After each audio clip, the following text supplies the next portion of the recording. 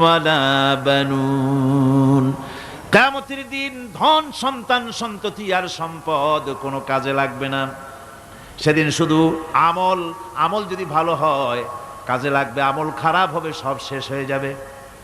আল্লাহ রাব্বুল আলামিন নবীজিকে ডেকে বলেছেন, নবী আপনি বলেন, কুল মা কুনতু বিদআম মিনার রাসূল, আপনি বলুন আমি কোন নতুন রাসূল নই, আমার আগে অনেক নবী রাসূল পৃথিবীতে এসেছেন, তারা বিদায় হয়ে গেছেন। আমি জানি না কিয়ামতের দিন আল্লাহ রাব্বুল আলামিন আমার সাথে কি ব্যবহার করবেন, আর আমি এও জানি না যে কিয়ামতের দিন আল্লাহ পাক তোমাদের সাথে কি ব্যবহার করবেন।